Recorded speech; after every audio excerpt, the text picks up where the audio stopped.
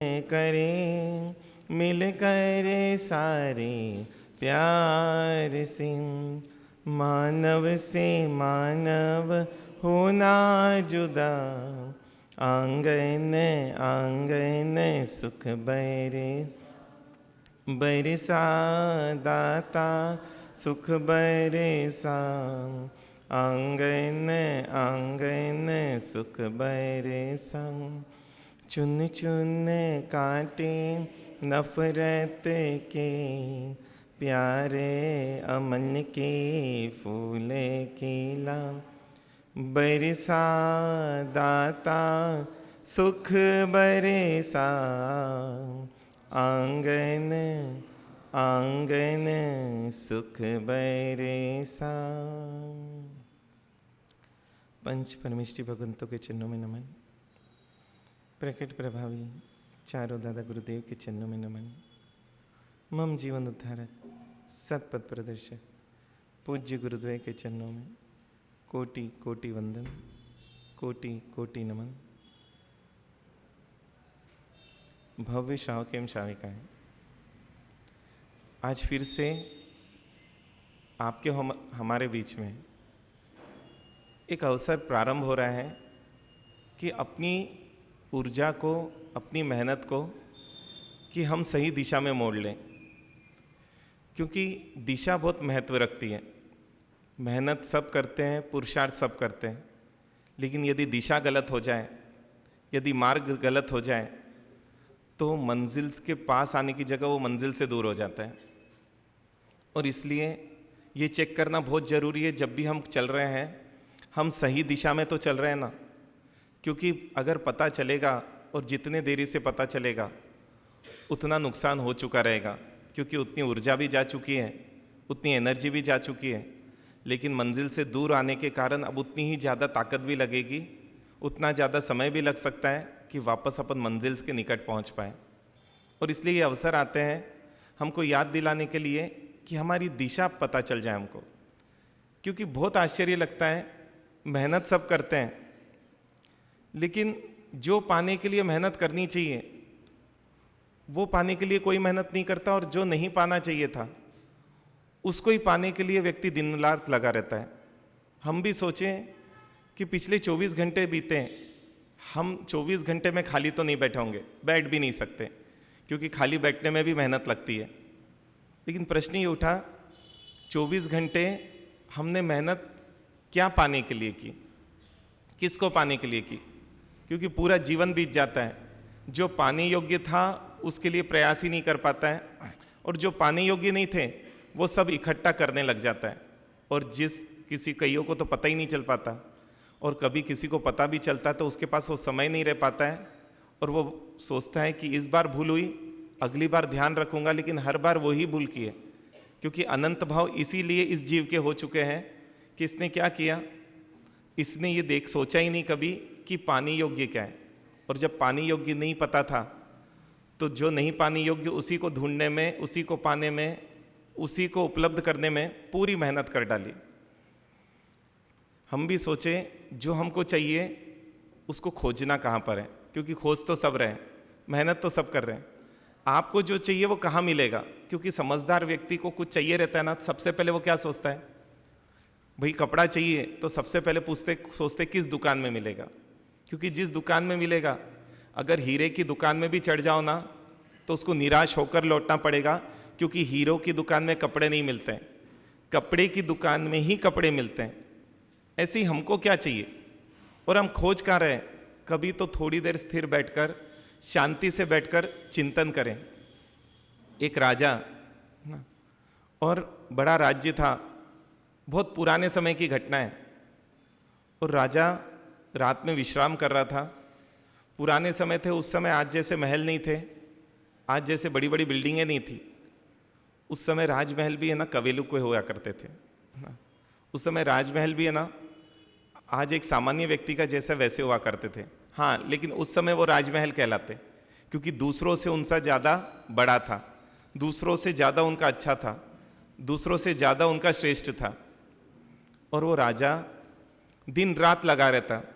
किस लिए लगा रहता? अपनी संपत्ति बढ़ाने के लिए और अपनी सीमा बढ़ाने के लिए, है ना। हम भी देखिए इसीलिए तो नहीं लगे, क्योंकि हम सब भी अपने जगत के राजा हैं और हम भी मेहनत कर रहे हैं, और वो राजा भी दिन भर मेहनत करता और अपने आप को चतुर भी मानता, क्योंकि मैं क्या कर रहा हूँ, अपनी चतुराई से, अपनी पुण्याई से, अपनी समझ से, अपने पुरुषार्थ से मैं अपने राज्य का विस्तार करते जा रहा हूँ, अपनी संपत्ति का विस्तार करते जा रहा हूँ। और हुआ ऐसा कि एक दिन रात में विश्राम कर रहा था, इतने में उसको ऐसा कुछ लगा कि कोई छत पर चल रहा है, और छत पर चल रहा है, लगा उसकी नींद खुली, और नींद खुली तो उसने पूछा कौन है ऊपर, है ना। और कौन है ऊपर बोला, और ऊपर तो चलने की आवाज़ आ रही थी, उसने बोला मैं हूँ। बोले कौन है ऊपर और वो क्या कर रहा है? तो बोलते मैं हूँ ऊपर और मेरा हाथी खो गया है, इसलिए हाथी को ढूंढ रहा हूँ। राजा को भी बहुत आश्चर्य होता, नींद उड़ जाती है, क्योंकि जब कोई चौंकाने वाली बात बोलता है ना, तब नींद उड़ जाती है, तब देखते हैं कि कमर सीधी हो जाती है। उसको भी, राजा को एकदम उठकर बैठ गया कि कौन है ये, और वो बोलता है कि पागल, है ना। वो कवेलू हटा के देखता है, बोलता किसको बोल रहे हो? बोले पागल तुझे बोल रहा हूँ, कभी छत पर हाथी मिलते हैं क्या, और कभी छत पर हाथी घूमते हैं क्या? तो बोलते हैं यदि मैं पागल हूं तो तुम मुझसे बड़े पागल हो। बोले तू राजा को पागल बोलने की हिम्मत कर रहा है? बोले कभी संपत्ति में सुख मिल सकता है क्या, कभी सीमा बढ़ाने से सुख मिल सकता है क्या? और इतना सोचना था कि राजा तो उठ के खड़ा हुआ, और जब तक ऊपर देखा कि वो व्यक्ति तो जा चुका है, कहीं भाग चुका है, लेकिन नींद उड़ गई उसकी, क्योंकि बहुत सच्चाई वो बोल कर गया था ना। हालांकि सच्चाई सुनना भी बहुत बड़ी बात है, बोलते तो कई लोग हैं, भगवान तो अपने को कब से बताते आए, लेकिन हम सुनते नहीं आ पाए। और उसको इतना आश्चर्य होता, और वो तो बोलता कि कौन वो व्यक्ति था ना। सवेरे राज दरबार भरता है और चर्चा चलती है, कौन आया था रात में, सैनिकों से पूछते, बोले पता नहीं, कोई आया और चला भी गया। बोले उसने लेकिन कुछ ऐसा बता कर गया कि जिसके कारण से मेरी नींद उड़ गई है, और ढूंढो कौन नया व्यक्ति है अपने राज्य में ऐसा, और उसको पकड़ कर लाओ। और इतने में तो पता चला कि है ना, बाहर कुछ शोर आ रहा है, शोर सुनाई आ रहा है। तो बोलते हैं कि, वो बोलता बाहर शोर किसका आ रहा है? बोले एक व्यक्ति है ना, राजमहल में घुसने का प्रयास कर रहा है, और सैनिक उसको समझा रहा है भैया ये आपके लिए स्थान नहीं है। बोले सैनिक उसको क्या समझा रहा है? बोले वो बोल रहा है कि मुझे धर्मशाला में आना है, मैं धर्मशाला में रुकने आया हूँ, और आप मुझे अंदर क्यों नहीं जाने दे रहे हो? धर्मशाला में तो कोई भी आ सकता है। उसको समझा रहे ये धर्मशाला नहीं है, ये महल है, लेकिन वो माननी राजी नहीं है। वो बोलते हैं कि कौन है, उसको अंदर बुलाओ। और जैसे ही वो आता है अंदर, और बोलता है कि हे राजन, ये सैनिक मुझे धर्मशाला में रुकने से रोक रहे हैं। उसको आवाज़ भी थोड़ी सी पहचानी जैसी लग रही है, लेकिन बोलता है ये धर्मशाला नहीं है, ये मेरा महल है। बोलिए आपका महल नहीं है, धर्मशाला है, आपको गलतफहमी हुई है। राजा बोलता मुझे नहीं, आपको गलतफहमी हुई है, क्योंकि ये महल है, ये कोई धर्मशाला नहीं है। धर्मशाला तो किसको बोलते हैं? जहाँ पर यात्री आते हैं, रुकते हैं, और थोड़ी देर रुकने के बाद चले जाते हैं, है ना। ये वैसी धर्मशाला नहीं है, यहाँ की कोई भी आए, रुके और चला जाए। ये मेरा महल है, मैं यहाँ पर रहता हूँ। तो बोलते हे राजन, भ्रम आपको हुआ है, क्योंकि पिछली बार मैं आया था तो आप नहीं थे, कोई आपकी जगह दूसरा बैठा था, और वो भी क्या बोल रहा था? वो भी यही उल जुलुल बातें बोल रहा था कि ये महल मेरा है ना। और उसके पहले भी कोई थे, बोले वो मेरे पिताजी रहे होंगे, है ना। वो पिताजी बोल रहे थे। बोले वो कहाँ है? तो बोले वो आए थे और वो चले गए।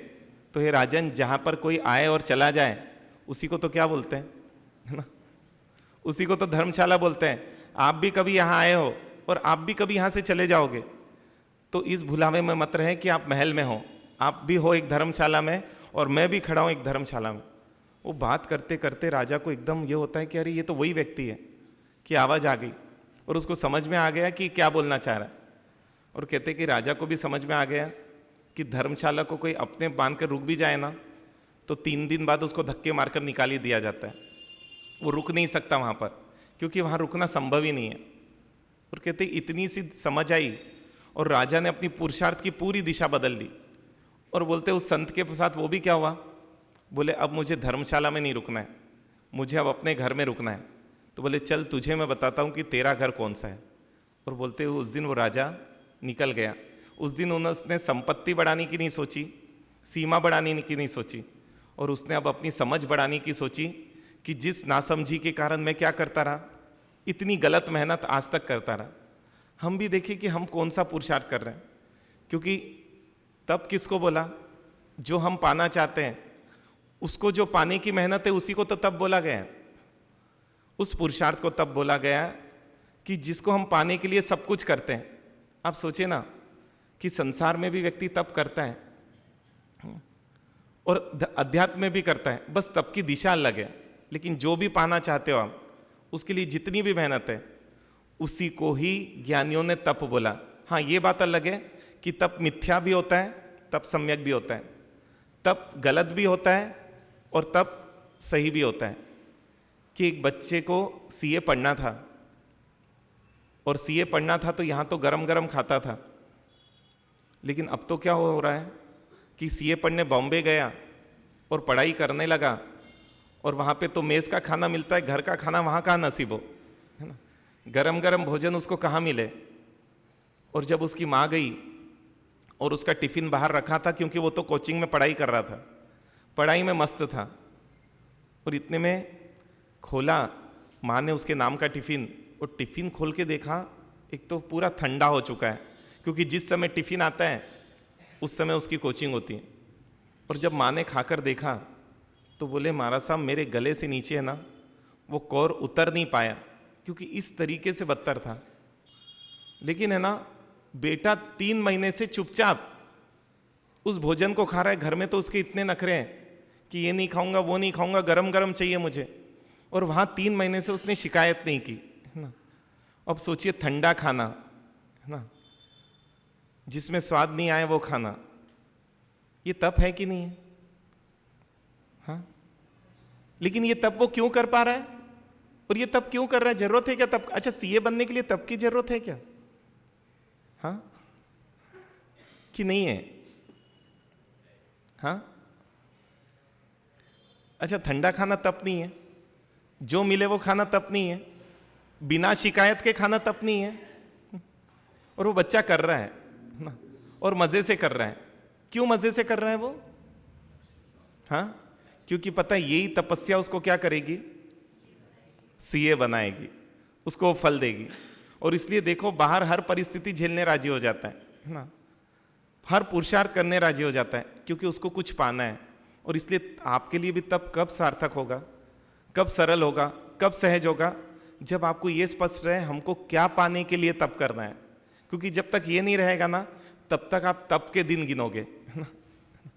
और इसलिए ये लगेगा ये कब पूरा हो। वो दिन नहीं गिन रहा है बच्चा, क्योंकि उसको दिन गिनने में समय नहीं है, है ना, क्योंकि उसको तो कुछ मिलने वाला है, और जो मिलने वाला है उसकी दृष्टि तो वो है कि वो कब मिलेगा मुझे।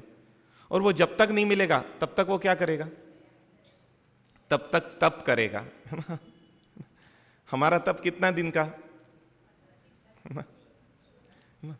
उसका तप, और तपी वो बोला जब तक दिला नहीं दे आपको तब तक आप है ना उस तपस्या को छोड़ो नहीं, उस साधना को छोड़ो नहीं, उसी को तो तप बोला है।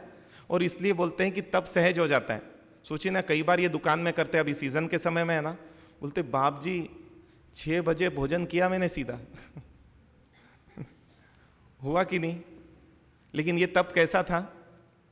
ये तप मिथ्या तप बोला, क्योंकि ये तप है ना संपत्ति को तो प्राप्ति कराएगा, समाधि की प्राप्ति नहीं कराएगा, है ना। और जो समाधि नहीं दे वो तपस्या है ना सिर्फ हमको जीवन में दुख बढ़ाएगी, हमारे जीवन में सुख नहीं बढ़ा सकती। और इसलिए ज्ञानियों ने बोला आप भी जो तप कर रहे हो एक बार तप का लक्ष्य जरूर बना लो, क्योंकि तप गलत भी होते हैं। कोई व्यक्ति इस लोक की इच्छा के लिए भी तप करता है, जैसे वो बच्चा कर रहा है ना, जैसे वो दुकानदार कर रहा है कि सुबह से रात तक ना भूखा है, सुबह से रात तक खड़ा है ना। सोचो कायद सर्ग में खड़ा रहना मामूली बात है क्या? लेकिन इतना बड़ा तप वो कैसे कर पा रहा है? क्योंकि उसको कुछ पाना है। और इसलिए कुछ पाने के लिए जब कुछ मेहनत की जाती है तो तपस्या की नहीं जाती, तपस्या हो जाती है। और उसी को ज्ञानियों ने तप बोला। इसलिए भगवान का वर्षी तप हो गया, है ना। क्यों? भगवान को सिद्धि प्राप्त करनी थी और उस सिद्धि ने वो तपस्या करवा दी। लेकिन हाँ, जिसको चाहिए वो तप करेगा ही, उस तप की प्रक्रिया से गुजरेगा ही। और इसलिए बोला ज्ञानियों ने, इस लोक की इच्छा से कुछ भी करना, वो तप तो है लेकिन उस तप को मिथ्या तप बोल दिया, या कभी बोल दिया वो तप ही नहीं है, कई बार तो उसको लंघन बोल दिया। एक व्यक्ति है ना, डाइटिंग भी करता है, उनोदरी करता है, कम खाता है, उनोदरी तप है ना। उनोदरी तप किसको बोलते हैं? भूख से कम खाना ना।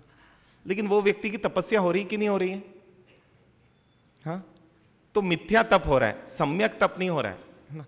क्यों? दुबला तो हो जाएगा, क्योंकि जिस प्रयोजन से किया है वो प्रयोजन की सिद्धि हो जाएगी।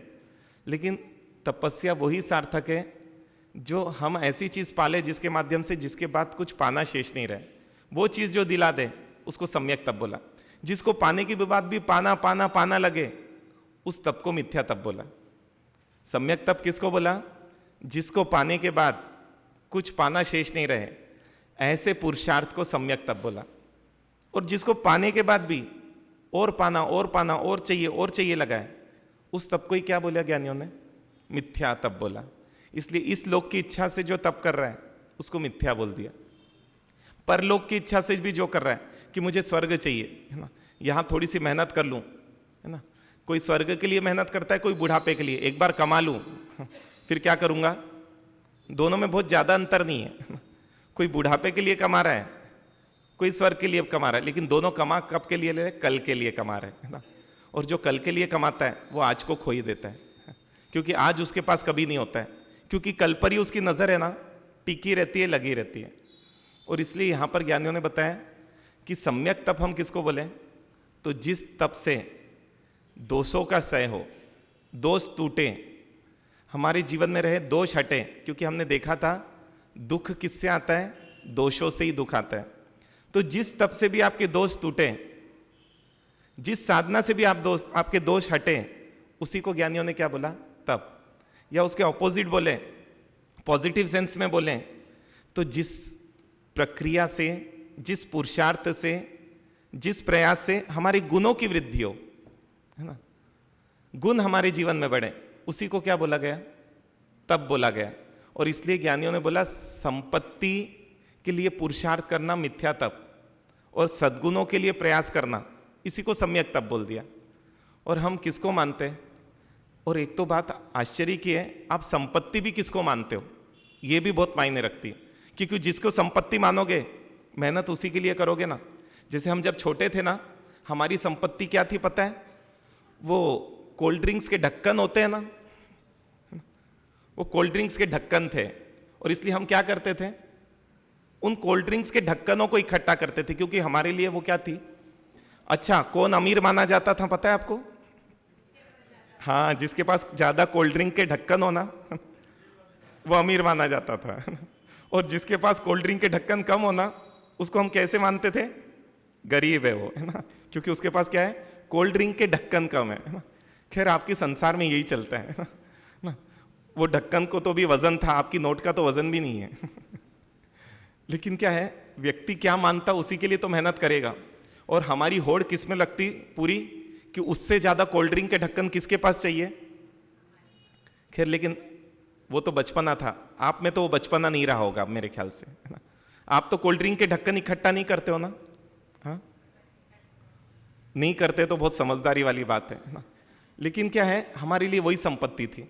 इसलिए ये डेफिनेशन भी क्लियर कर लेना। महाराज साहब हमेशा बोलते हैं कि कई बार क्या होता है, ज्ञानी शब्द उपयोग करते हैं लेकिन अज्ञानी उस शब्द का कुछ और अर्थ मानता है, और इसलिए वो क्या करता है, अच्छी चीज को भी गलत कर लेता है, फायदे वाली चीज को भी नुकसान में बदल लेता है। संपत्ति की क्या परिभाषा? संपत्ति किसको बोलते हैं? कोई तो डेफिनेशन होगी ना। शब्द है, उसका अर्थ है, तो परिभाषा भी उसकी होगी। संपत्ति की क्या परिभाषा? जो निरंतर बढ़ते रहे ना, वो तो बढ़ रही है आपकी है ना। संपत्ति की क्या परिभाषा? संपत्ति जो हमको समाधि दे उसको संपत्ति बोला, और जो असमाधि दे उसको क्या बोला? उसके ऑपोजिट क्या होता है? विपत्ति, है ना। पैसा जो आप कमा रहे हो, जिसको आप संपत्ति शब्द बोलते हो, वो आपकी समाधि बढ़ा रही कि असमाधि बढ़ा रही है?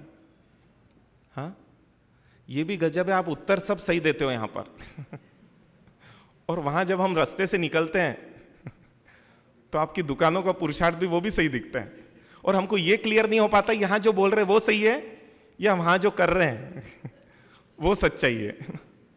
क्योंकि कल मैंने बोला कि 2 घंटे, इतना ही आप लोगों से निवेदन है, पर्यूषण में 2 घंटे आप जब भी आओ, अगर 9 बजे आओ तो 11 बजे जाना। लेकिन मैंने देखा पचकान सब लोग उठकर, हिम्मत नहीं हुई कि सब उठ के खड़े होकर ले ले, जबकि मैंने बोला 8 बजे आओ तो 10 बजे चले जाना और 7:30 बजे आओ। लेकिन फिर भी हो नहीं पाई, क्योंकि ये लग रहा है ये तो फंस जाएंगे, ये मारा सा है ना, बातों बातों में क्या करते हैं, हाँ फंसा देते, बहुत अनुभव है हमारे, है ना।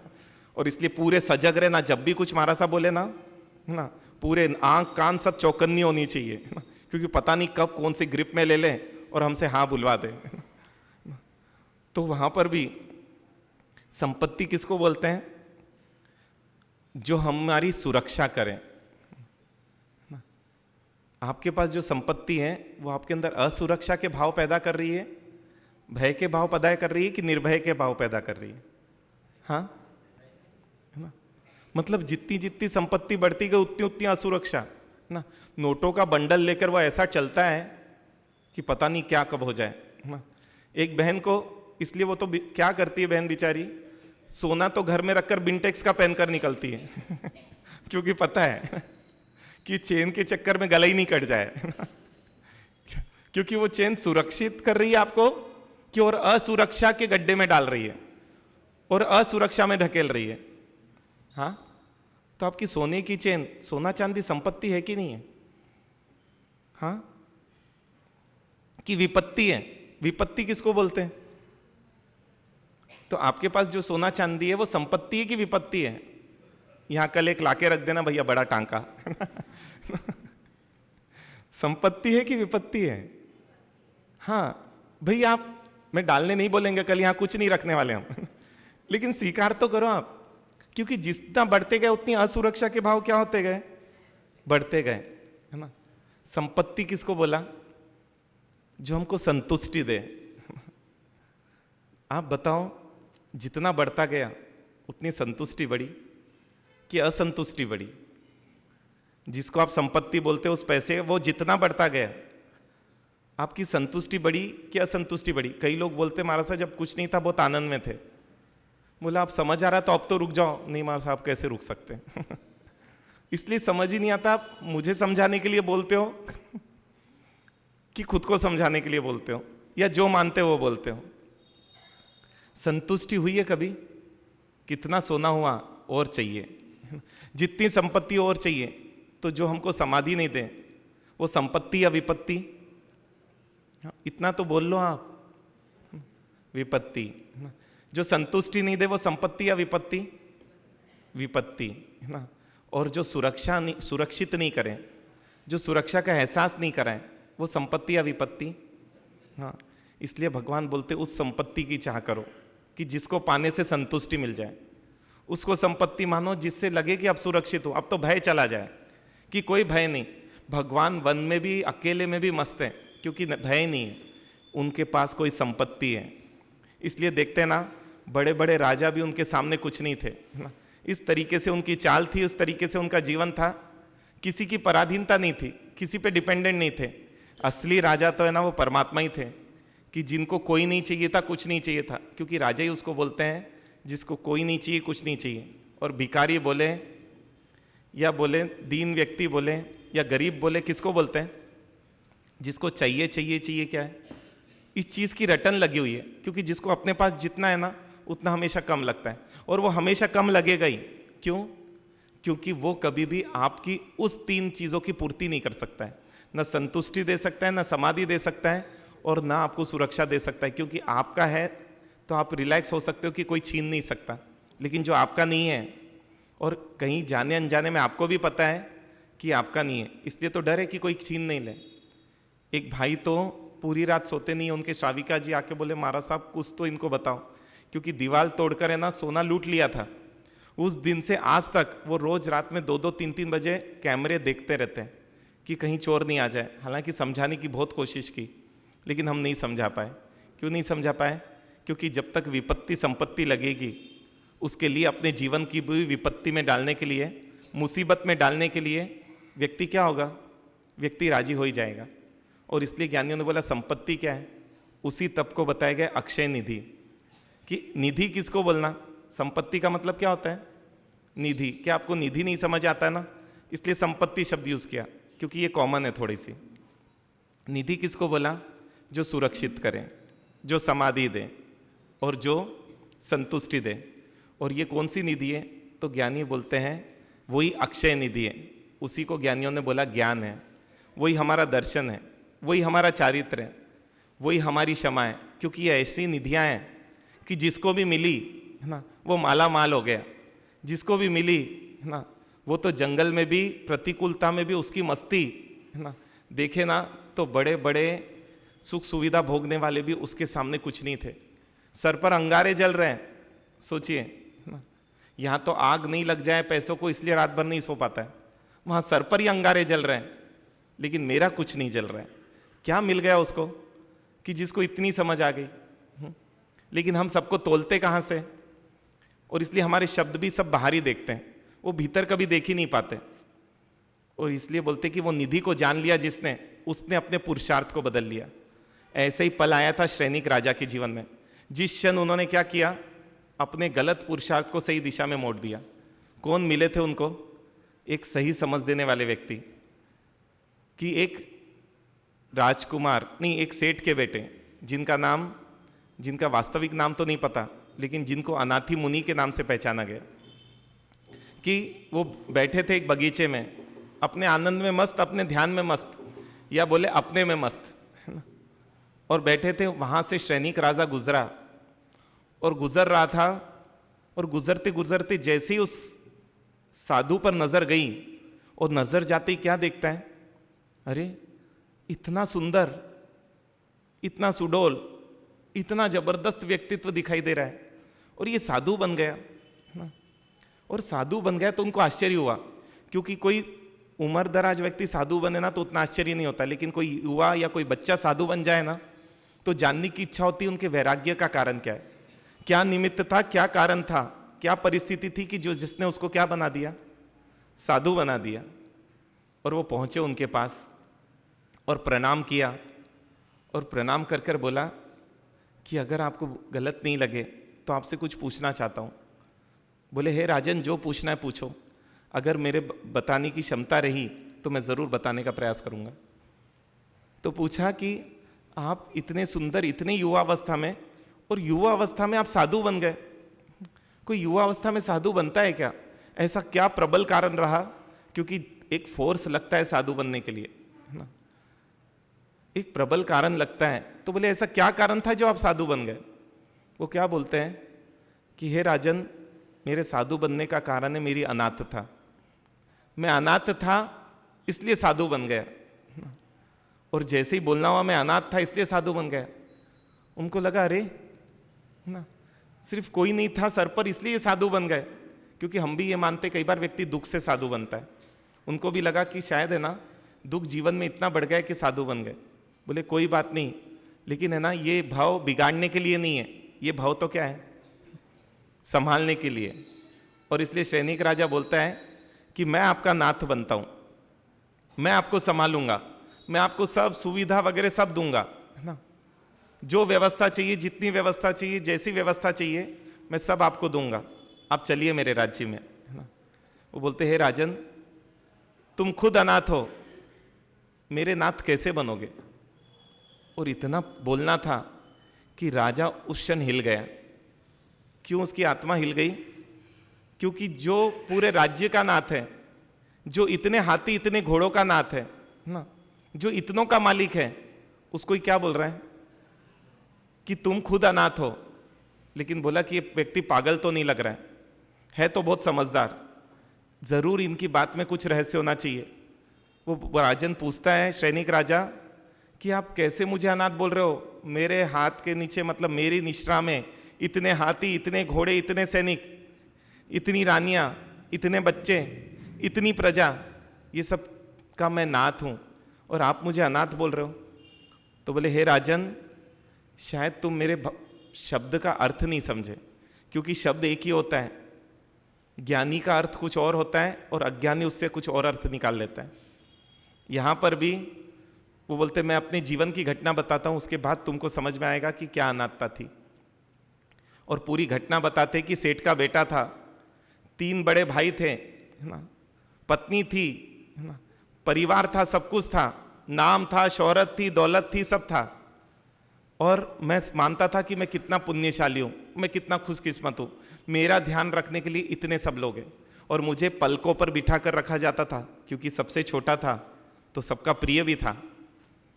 लेकिन एक दिन वो घटना घटी जिस दिन मुझे पूरी सच्चाई का पता चला ना, कि बीमार हुआ मैं और इतना भयंकर बुखार और सरदर्द कि लगा कि अब मरा कि तब मरा, और नहीं मरा तो लग रहा था कि कोई मुझे मार डाले, क्योंकि सहन नहीं कर सकता इस दर्द को।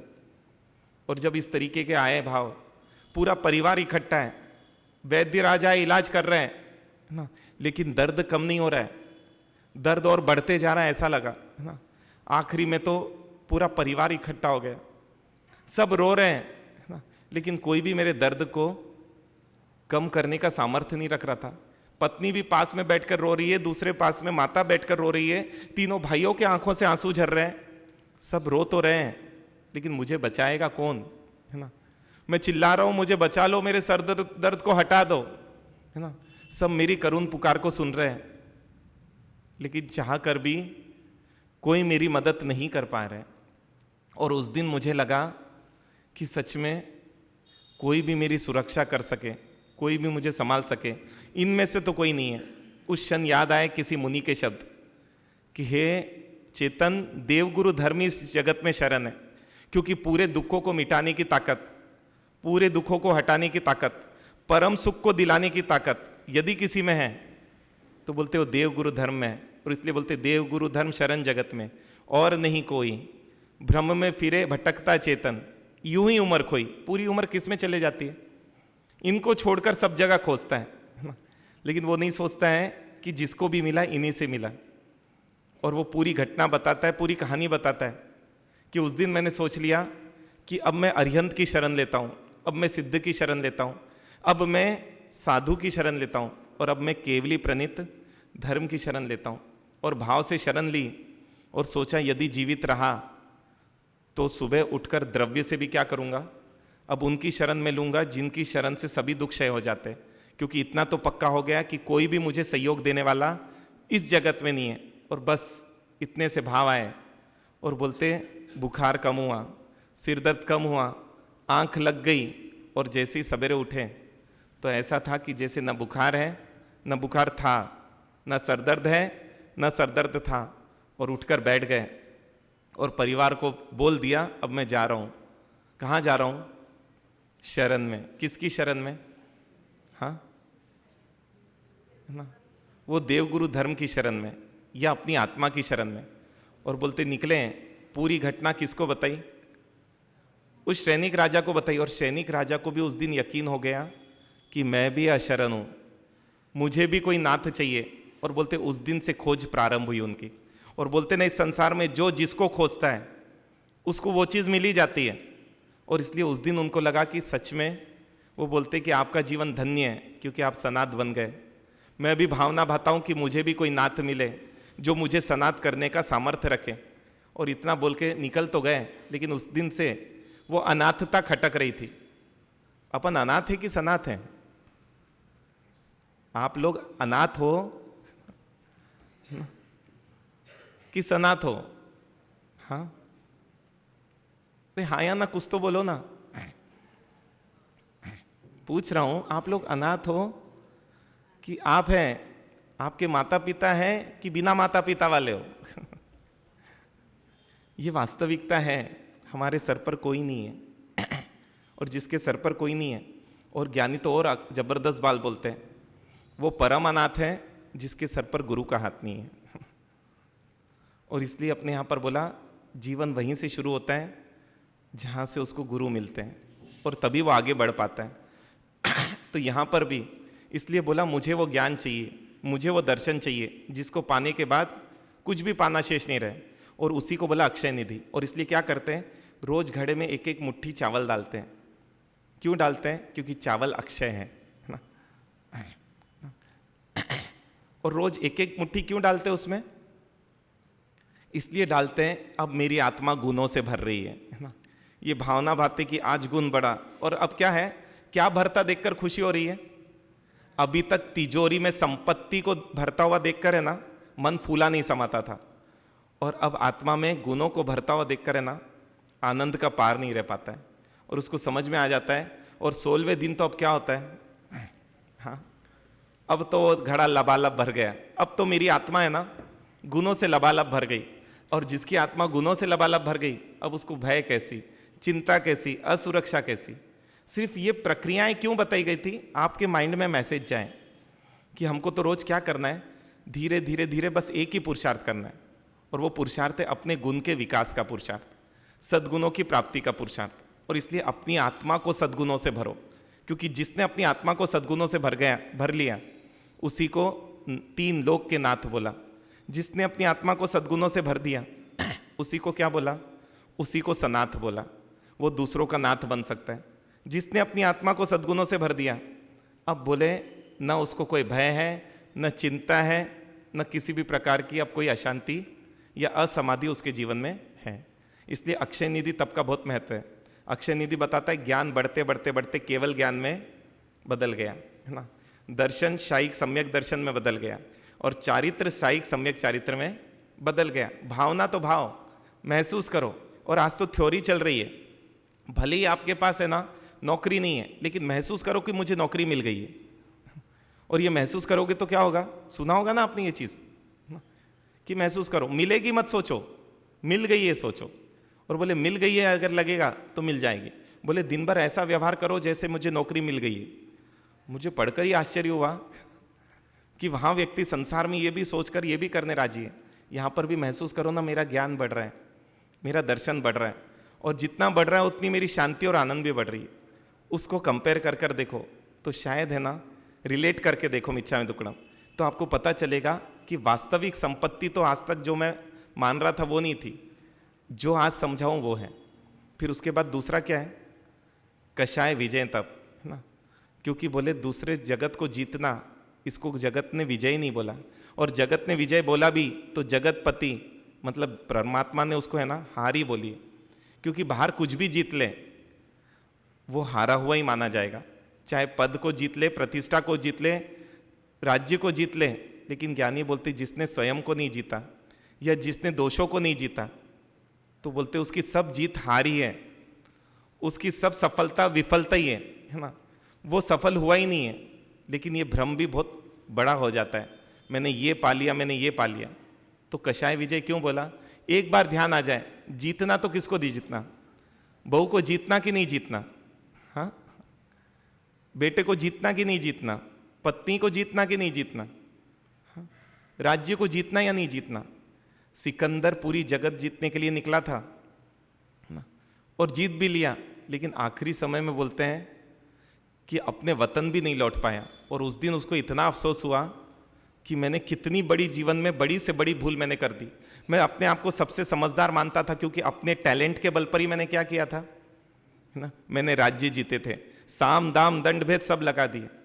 लेकिन आखिरी समय में वैद्य राजों को बोलता है मेरी संपत्ति ले लो, बस मुझे इतना जीवन दे दो कि मैं अपने देश पहुंच के मर सकूं। इतना मुझे ये तो समझ में आ रहा है आप कोई नहीं बचा सकते हो, लेकिन इतना समय तो दे दो। सब वैद्य राजों का चेहरा नीचे हो गया, क्योंकि हे राजन, हम आपको है ना इससे नहीं बचा सकते, ये तो लेना ही पड़ेगा। और जब ये भान आया तो बोलते सिकंदर ने बोला कि चलो मैं तो देरी से हो गया, मुझे तो देरी हो गई। गिड़गिड़ा एक एक के सामने, सोचिए सिकंदर है और गिड़गिड़ा रहा है कि थोड़ा सा जीवन दे दो, थोड़ा सा जीवन, लेकिन कोई दे सके इतना सामर्थ्य नहीं था। आखिरी में वो सिकंदर बोलता है कि जब मेरे अंतिम संस्कार के लिए मेरा वो निकले तो मेरे दोनों हाथ मेरी अर्थी से बाहर रखना। क्यों अर्थी से बाहर रखना? जब अर्थी से दोनों हाथ बाहर रहेंगे तो लोगों को सच्चाई का पता चलेगा, और लोग पूछेंगे ये हाथ बाहर क्यों है। और जब भी कोई पूछे बाहर क्यों है, क्या बताना उसको? हाँ, जगत को जीतने वाला सिकंदर हार कर चला गया, कुछ लेकर नहीं जा सका। और इसलिए ज्ञानी बोलते हैं सिकंदर ने जगत को जीता नहीं, सिकंदर ने जीवन को हारा। जो था वो भी सब खो दिया। जिस मनुष्य भाव की एक एक संपदा, एक एक समय बोला चक्रवर्ती की संपदा से भी ज्यादा कीमती है, खो बैठा वो। और इसलिए बोला वो कषाय को विजय करना है। और कषाय कितनी है? तो बोलते 16 है ऐसी तो, और एक एक की 4 है। और इसलिए बोला क्रोध को जीतना ही क्या है? विजय है। मान को जीतना ही क्या है? विजय है ना। लोभ को जीतना ही क्या है? हमको लगता है ये विजय है ना, क्योंकि हम तो दूसरों को जीत कर ये ना खुशी का पार नहीं रहता है। हम यहाँ पर सम्मान किसका करते हैं है ना? जिसने क्या जीता, कोई मेडल जीता, कोई पद जीता, कोई प्रतिष्ठा जीती, लेकिन हम सोचें कि क्या ये उसके लिए आनंद का कारण बनेगी? क्या ये जीत उसके लिए फायदे वाली रहेगी? और इसलिए बोले अनंता बंदी बंधु को जीतना है। अनंतानुबंधी किसको बोलते हैं? हाँ, बोलते हैं कि दूसरों से सुख मिलेगा, ये भावी अनंतानुबंधी है। और दूसरों में सुख ढूंढने की प्रयास, इसी को क्या बोल दिया? क्योंकि यही तो अनंत संसार में घुमाती है। यहां नहीं मिला वहां, है ना। कितनी दुकानों से आज तक कपड़े खरीद लिए ना, अब बोलते कि नहीं यहां नहीं, रायपुर जाके खरीदेंगे, यहां नहीं मिलता है, क्योंकि यहां तो दुकानें पूरी हो गई। और इसलिए व्यक्ति कहां कहां चले जाता है। शादी की खरीदी करनी तो कहां से करनी? सूरत जाके करनी। यह अनंतानुबंधी ऐसी क्या करती है? बस अनंत अनंत यात्रा पर है ना इस जीव को निकालती है। इसलिए बोला कि अधर्म में रुचि ये अनंतानुबंधी है। आप इतनी भी कषाय जीत लो ना इन 16 दिन में कि धर्म की रुचि बन जाए, क्योंकि अधर्म की रुचि अनंतानुबंधी है। और धर्म की रुचि उत्पन्न कर लेना ये उस अनंतानुबंधी का क्षय है, क्योंकि यात्रा ही वहां से होती है। धर्म की रुचि मतलब अपने गुणों की रुचि, धर्म की रुचि मतलब अपने स्वभाव की रुचि। और बोलते हैं ये रुचि बनती है कि पर वस्तु में सुख नहीं है, अपने में सुख खोजने की रुचि। इसको बोला उसने अनंतानुबंधी को क्या कर लिया? अब अनंतानुबंधी कषाय को जीत लिया। और ऐसे 4-4 दिन में तो वो जीव क्या करता है? एक एक कषाय को जीतता है ना। अप्रत्याख्यानी कषाय किसको बोला? हाँ, कि अब क्या कर लिया? अब अपने एक एक दोषों पर विजय प्राप्त कर रहा है वो। तो आंशिक विजय प्राप्त कर लेना है ना अपने दोषों पर, और आंशिक गुणों की प्राप्ति कर लेना, इसी को अप्रत्याख्यानी बोला। इसलिए वो सोचता है कि अब तो मुझे क्या करना है? सत्य पर जीना है, अहिंसा पर जीना है। और बोले पूर्णता का प्रयास, यही क्या है? यही अप्रत्याख्यानी का क्षय, प्रत्याख्यानी का क्षय। और बोले वीतरागता की प्राप्ति कर लेना, इसको संज्वलन का क्षय बोला गया। किसी दिन आराम से इन कषायों को समझेंगे। अभी तो हम क्या करें? सबसे पहले एक को ही फोकस करें कि इन 16 दिन में मुझे क्या करना है? 4 कषाय में से 4 को ही जीतना है ना। मतलब 4 में से जो एक है अनंतानुबंधी, कि मुझे विपत्ति दिखने लग जाए, संपत्ति दिखने लग गई, तो मान लो अनंतानुबंधी गया आपका, है ना। मुझे दुख दिखने लग जाए और आनंद दिखने लग जाए, तो समझो मतलब जैसा भगवान को दिख रहा है, अगर वैसा आपको दिखने लग जाए तो आपने जीत लिया। और इतनी बड़ी जीत है कि बोलते कि इसके बाद तो व्यक्ति की क्या भवों की गिनती चालू हो जाती। इसलिए 2 तप बताएं। अक्षय निधि क्या बताया? गुणों की वृद्धि करते जाओ। और कषाय विजय क्या बताया? दोषों का क्षय करते जाओ। दोनों भी एक ही चीज है ना, क्योंकि जहां दोष क्षय होंगे वहां गुण बढ़ेंगे, और जहां पर गुण बढ़ेंगे वहां दोष क्षय होंगे। लेकिन मैं बोल रहा हूं तप कर लो, ये सम्यक तप करने का अवसर है। और सम्यक तप किसको बोला? जिस तप से गुणों का विकास हो, और एक शब्द में बोलूं तो जिससे सभी दोषों का धीरे धीरे क्षय हो जाए, उस पुरुषार्थ को क्या बोला गया? सम्यक तप बोला गया। और आज से वो दिन चालू हो रहा है। कई लोगों ने प्रारंभ कर दिया, उद्देश्य सहित करें। दिन भर कषाय कहाँ कहाँ हावी हो रही है, आपको कषाय विजय तप कर रहे हैं। तुरंत क्या करना है? परमात्मा का आलम्बन लेकर अब उसको जीतना है कि अब कषाय मुझे नहीं जीतेगी, मैं कषाय को जीतूंगा। ये प्रणहीन 16 दिन में क्या करना है? अपने को इतना मजबूत करना है कि 16 दिन भी बाद भी हमारे व्यवहार में वो विजय पना रहे। तो आप भी प्रयास करें, मैं भी प्रयास करूं कि 16 दिन तक हम अपनी वृत्तियों को जीतें, 16 दिन तक हम अपने गुण का विकास करें। बोले जिन शासन देव की, बोले चारों दादा गुरुदेव की। उपवास के पचकान सूर्यबतन पचकाई, तीवन से पानार पुरसी 60 पुरसी मुट्ठी से हम पचकाई। उगे सूर्य चौंपे सपच्चन काले नम दिशा मोइनम सावेनम मात्रागम सौसते। वो श्री तपस्या करने वालों को एकाशना ब्यासना पोरसी 60 पुरसी एकाशना ब्यासना बिलनिवी पोरिसी 60 पुरसी मुट्ठी से पचकाई। उगे सूर्य चौंपे सपच्चन काले नम दिशा मोइनम सावेनम मात्रागम सौसते एकाशनम ब्यासनम पचकाई। दिव्यम प्यासं खान संतापुगन सागंट गुरु बुठानम परिठागनम मात्रागनम सब समय वो श्री तपस्या करने वालों को धन्यवाद।